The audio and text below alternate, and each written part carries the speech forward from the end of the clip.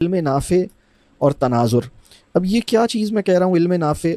علم نافع جو ہے نا وہ ایک ایسا علم جو میرے ایمان کے لیے مفید ہو، ایک ایسا علم جو میری نفسیاتی صحت کے لیے مفید ہو، ایک ایسا علم جو مجھے اپنے فرائض کا حق ادا کرنے کا جذبہ میرے اندر پیدا کرے، اس کو ہم علم نافع کہیں گے. علم نافع وہ علم جو مجھے بنیادی فرائض کا حق ادا کرنے کا جذبہ میرے اندر پیدا کرے، میرے ایمان کے لیے مفید ہو اور میری نفسیاتی صحت کو خوشگوار بنائے، میری نفسیاتی صحت کو اچھا بنائے، وہ علم جو ہے وہ علم نافع ہے. ٹھیک ہے، یہ علم نافع جو ہے وہ ہمیں حاصل کرنا چاہیے. اور علم نافع کا ایک اور جو نتیجہ ہے وہ یہ ہے کہ ہمارا تناظر درست کرتا ہے. اب تناظر بھی ایک ٹرم میں یوز کر رہا ہوں، لیکن بہرحال ابھی اس ٹرم کو لکھ لیجئے، یہ ہماری کتاب میں اور ہماری بہت سی ٹاکس میں مل جائے گی اس کی ڈیٹیل.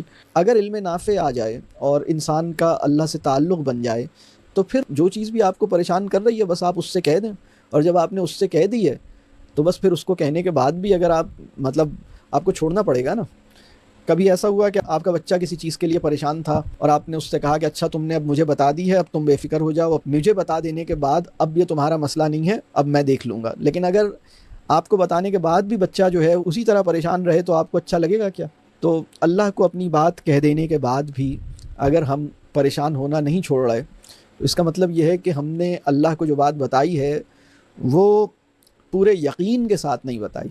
تو اللہ پہ اعتماد کرتے ہوئے اللہ کو بات بتائیے، یہ اعتماد کہ وہ سن رہا ہے.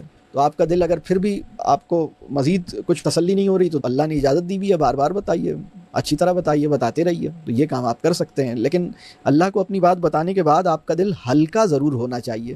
اگر آپ کا دل ہلکا ہو ہی نہیں رہا، آپ لائٹ فیل کر ہی نہیں رہے، تو پھر آپ کو ذرا اپنے ساتھ کچھ وقت اور لگانا چاہیے کہ بھائی اس کو مسئلہ بتا دیا ہے جس کے پاس ہر مسئلے کا حل ہے، تو اب کیا مجھے پریشان ہونا چاہیے جب اس کے سپرد کر دیا ہے تو